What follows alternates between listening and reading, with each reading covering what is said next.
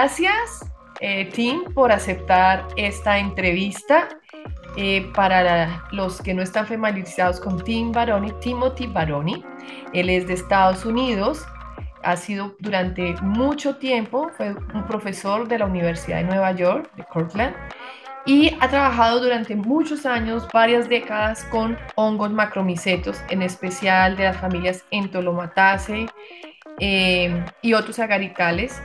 Nos va a hablar un poco de su experiencia aquí en Colombia. Él estuvo colaborando con el grupo de taxonomía y ecología de la Universidad de Antioquia y ha sido un gran investigador de los agaricales a nivel mundial. Y para nosotros es un placer que Timothy haya aceptado esta entrevista. Thank you, Timothy, for accepting this interview. Thank you for give us this moment, this time. And I would like to start this interview to ask you why the mushroom get your attention? Why? Primero, con mucho gusto. And mushrooms. My first few years in college, I ran into a professor, Dr. David Largent, and he was teaching an evening course on mushroom identification.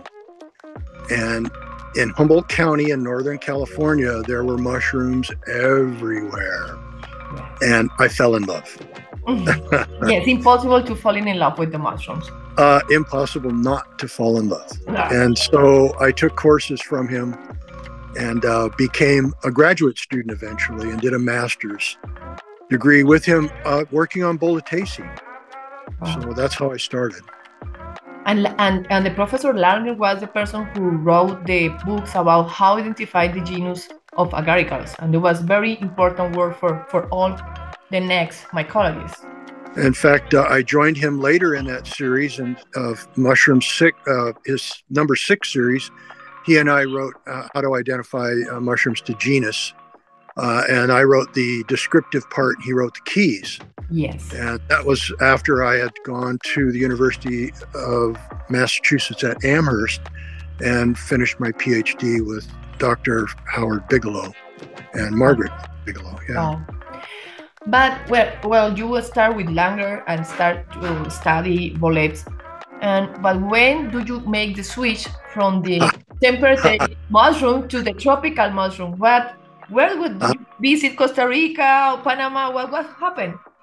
Yeah, that's an interesting story. Well, when I went to Massachusetts to study, Howard brought me into his office and said, "Now, what do you want to work on?" And I said, tricoloma.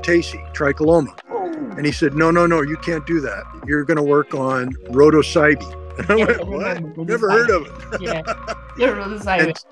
He wanted to know more about it, so that was my PhD thesis. When I finished, I started writing NSF grants. Actually, I wrote a pre-postdoctoral NSF grant, which I didn't get. And I started writing more, and I wasn't getting them. And at a meeting in Vancouver, Washington, Gene Lodge approached me and said, "I want you to join me in Puerto Rico with Leif Rivarden and Karen Nakasone and work on tropical mushrooms." I was trying to get grants to work in the Gulf Coast of the U.S., and I couldn't get grants. They wouldn't fund me. And I looked at her and I said, "No, I don't like poisonous snakes." And she goes, "No poisonous snakes in Puerto Rico." I said, "Okay, I'm in." That's how it started. So that was your start. You start with Jane Lodge and Gene. Garden. So yeah, that was a master of the mycologists in the world, no? And how it worked, I cannot imagine how it's going to the field with the Professor Rivarden. It's wonderful. He's very, I don't know, collecting every wood on the forest. Yes. Yeah. He would come back with his shirt off, soaked in sweat, with a huge basket of fungi and work all night along with the rest of us. So it was amazing. I was lucky enough to take 2 of my undergraduate students on many trips to Dominican Republic, Jamaica, Puerto Rico. We just had a wonderful time. Belize, they got to meet some very, very intensely just magnificent mycologist, and I think it influenced them quite a bit. It sure influenced me. Um, I I can remember many, many vivid times on the back of a mule going up mountains, or working in tropical rainforests and actually seeing poisonous snakes. I got used to them. We wore guards around our legs so that we didn't have to worry about the fer de lance. Yeah, it was fun. It was fun. Oh, you was fun. You, a lucky man to work with these people. And I met you in 1999 in Venezuela. You coming from the Yes. NSF project to training Yes. Latin American mycologists. So we would visit the Henry Pittier forest. Yep. So how many countries from Latin America so do you visit looking for Encholomatase, Rhodosive, all this group? How many? All the Well, countries? we collected everything. Tooth fungi, polypore. We collected everything. Besides Enthalomataceae, Tricholomataceae, but the countries we visited, we started out in the Greater Antilles. We couldn't get into Cuba. U.S. funding agencies wouldn't allow us to do that, and that goes back in history. But Jamaica, Puerto Rico, Dominican Republic. Then we branched out and we started visiting Belize. We also were invited and worked in Venezuela a little bit. And I got money to bring you all into, NSF gave us money to bring Latin mycologists in and work with them. That was fun. Yeah. But Colombia, Venezuela, Colombia, and Argentina, I took a trip down with Edgardo, and we did some work in the High Andes region. That was a different funding, I think, through National Geographic Society, I believe that was. So yeah, and quite a bit in Belize. We did a lot of work in Belize. Yes. And then Costa Rica as well. Of course, and Panama, of course. Imagine. Yeah, I never got into Panama, and all the Costa Rican work we did was really funded by Roy Holling and Greg Mueller. They invited me down, and many other mycologists to help them in their work there. So yeah. Oh, good. Yeah. And how did you finish in Colombia and working with the professora Ana Esperanza? Where did you meet her? Why did you? Did you start to come into Colombia? Yeah, what a jewel. Friendship. How it start? Well, it started when Roy asked me to serve on Esperanza's committee for a PhD, and at that time, my mom was still alive and living in Northern California, and I needed to go out and do some things out there. And Roy was from California, and so I invited Roy and Esperanza to come and stay at my mom's home. And my mom and Esperanza fell in love, daughter, mother, and we had a good time. We spent a couple of weeks collecting fungi in the high mountains in the coastal range. And then I was lucky enough to go to, as you say, to Colombia several times. And I got to meet her family, and we have a very, very good relationship. We're just tight, close friends. She's a wonderful person. But one of my great memories is of you and I and Marcello collecting in the Páramo. Oh my God. Yes, I think about that a lot. Yes, we was in 2011. It was my last time in Murillo in the highlands, and I remember try to walk with this finest air and a very low concentration of oxygen. And you try to walk, and Marcelo was with us. Yes. Marcelo, and he can walk, but you and me, we was very slow to find. Oh yeah, I was dealing with this back issue way back when. I think fixed. The frejalones, I remember those, so beautiful. It was so beautiful. It's beautiful. I have a wonderful picture from this trip and a beautiful change of the clouds in the Nevado del Ruiz. So it was so beautiful time. I remember. This part of Colombia is so pretty.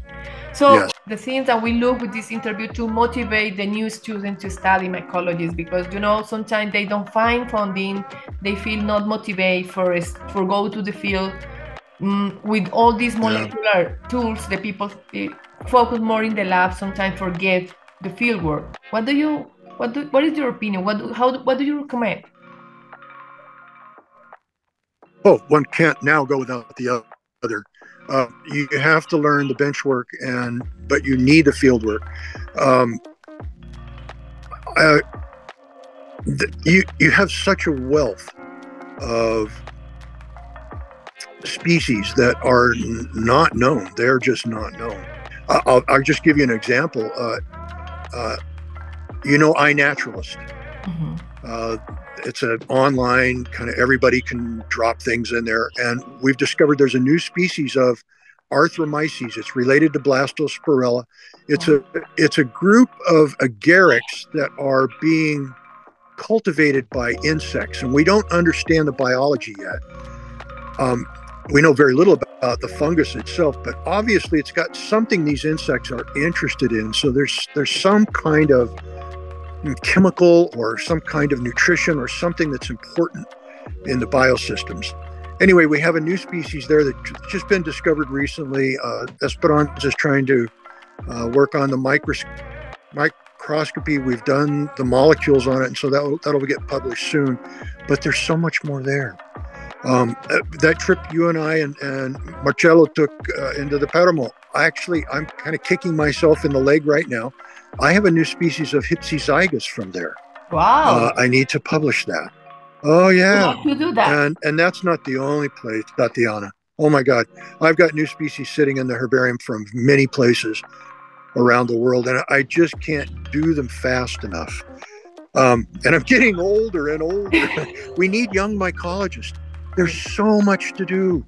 There's so much to do. And unfortunately, it's not a glorious, a doctor who puts people's legs back together profession. This is more, you have to be, committed and enamored by the biological world around you and want to conserve it. Conservation is so important. We're losing our planet piece by piece so quickly. Quickly. And we don't know much about it. We need to know more as quickly as we can. I wish I was a multi rich philanthropist and I would fund every young mycologist across the globe, but I'm not. I saved a little bit of money and I'm going to go fishing and eat some lobsters and crabs and, Well, I don't know, grow fungi. yeah, but we are in a good moment for the mycology because there is a new trend Good. for the fungi lovers now. Many people ask me about the mushroom, but sometimes the people, the common audience, think that this is very easy to identify mushrooms. And the last week, we have a news in Colombia that 2 young guys died because they confused. I don't know. They was looking for psilocybin and they confused with amanita. And the people, the journalists, think that was Amanita phalloides, which we don't have record in Colombia because we have Amanita citrina, Amanita, I forget the name, citrina, the whites Amanita. So I would like to give us a message to the importance to be a good taxonomy, to important to be serious to identify the mushroom before to all this trend that people is trying to, the new generation or these societies try to have a new experience all the time. And sometimes don't forget that this is very careful. What do you think about that? Well, you're correct. And not only just for people that want to forage for food, because the fungi offer a lot of good options for food, but to be a taxonomist so that when we find, fungi offer us a lot of new medicines. And if you look at the new medicines that have come out since the 40s and 50s, penicillin being number one, but there have been many others. Anyone that is trying to control their cholesterol, taking a statin, those are fungal medicines, and it goes on and on. If you have to have a transplant, an organ transplant, those are fungal medicines that have been discovered recently. So we need taxonomy is so important because once you begin to discover new species, then you can make, and we do the molecules and we know who's related to whom. We can begin to see that mushrooms are related, the guild fungi are related to non-guild things, and they might harbor molecules that are more powerful, more selective for kinds of things that will help help humans. I kind of laugh because I always say, well, you know, I'm more interested in mushrooms than I am humans, but really the mushrooms do help us and they help trees. The only reason our planet's green is because mushrooms are symbiotic in their roots. The trees, the grasses, everything. We owe so much to the fungi. Let's learn what else they can do for us, but we've got to learn about them. We only know 5 to 10% of the species of fungi on this planet. Yes. Let's get serious. Let's give up something. You know, being wealth doesn't give you anything. Mhm. It gives you a little bit. You know, all you need is enough to eat, to sleep. But let's learn about our planet. Let's learn about the fungi, what they do for us. Let's just learn who they are first of all. How many are out there? Let's give them names. Let's find out who they're related to. That'll give us so much more. And So sometimes, much more. So students should do that. That's what the young people have to do it. I'm past staying away, as my great aunt said, who died at 101. I'm 74 years old. I've got some time left. I'm going to enjoy the beauty of this planet, but my time's done. It's time for others. Yes. yes, this is true, and it's very good to all this work that you are doing for all these decades, and how you do give to the next generation all your work, all your paper, because always your last name is going to be reminder for all the future mycologists, no? And I hope so. yeah, but no, but yesterday precisely I have a conference for young students in the Boyacá University, and I tell them it's so important to write. It's so important, Yeah. and you are writing, I don't know, more than 300 papers, but you write a book for a popular audience. Tell me about this book. Why did you decide to make this book? Because it's important. It's not only for the students in the university, because it's almost help for people who want to go to the woods and find mushrooms. Tell me about the story about this book. Well, I've written for the. You mean the last one I did for mushrooms of Yes, northeastern U.S. yes, yes, or yes. Yes, this book. that one? Oh, well, that was a labor of love. 2 years it took to write that, and about 30 to 40 years of photography in the field, and then I had some really good friends give me images. Why did I write it? Well, like you said, people need to know what's around them, and most people are visually oriented. We are all visually oriented. So a book with good images and then really good short descriptions.